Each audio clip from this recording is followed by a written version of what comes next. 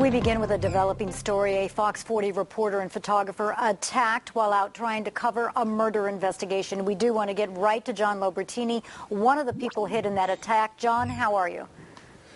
Well, you know, Terry, this is one of the hazards of the business, but I got to tell you that we did not expect what we encountered here today. Early this morning, a 27-year-old man, friends identify as Chester Jackson, was shot in the parking lot of this IHOP restaurant here in Natomas off of Advantage Way. In the hours that followed, friends and family gathered in this area, and as you can see, they set up this memorial with candles and flowers and balloons. When we approached just before 4 o'clock this afternoon and offered them an opportunity to talk about Jackson, emotions already high, me and photojournalist Rebecca Little were attacked. I don't have to call. Yeah, this is do. public. You yeah, right. You do. And I'm here and I'm talking. It's public. Come on, let's go. You and him. I didn't do You and that. Don't You know what? And if he don't, what you gonna do? What you gonna do? If he do, hold up,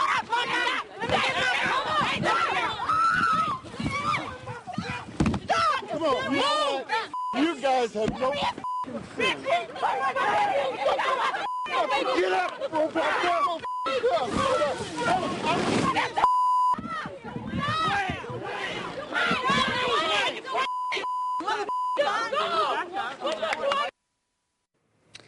Now, that rocking motion you saw at the tail end of that videotape was photojournalist Rebecca Little laying in this brush. She was pulled down by her hair, and that rocking motion was one of the people that attacked us, kicking her in the face. Now, the incident inside the IHOP began just before 3 this morning. There was a fight inside the restaurant, spilled into the parking lot where the shooting.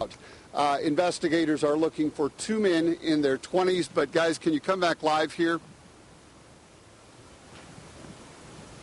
You're up, John. And Sacramento police have stayed here with us, Terry, so we can bring you this live report. It is that volatile a situation. All right, John. Yeah, very upsetting for us to watch. We can see you there standing and talking, and I want to get to your injuries, but first to Rebecca because we can't see her. How is she feeling? Is she visibly marked up? Has she gone to the hospital? She has not gone to the hospital. Her left cheek, I think it was her left cheek, very swollen, red.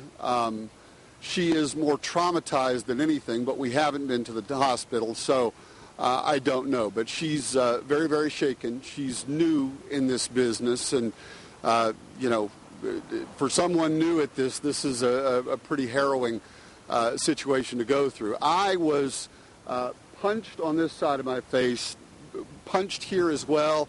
But it was a situation I was trying to fight off 6 or 7 or 8 people. I can't even count them because she was laying in this brush and they moved in, start kicking her. And I've been around this mob mentality before, so I knew immediately what was happening. And, you know, I was able to hold them off long enough so that she could get up and we could, you know, backpedal down the sidewalk.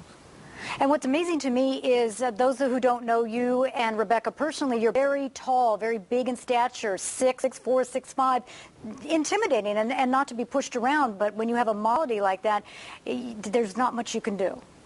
Well, you know, you'd be hard to find a nicer, sweeter human being than Rebecca Little. And, you know, we understand that these are emotional situations.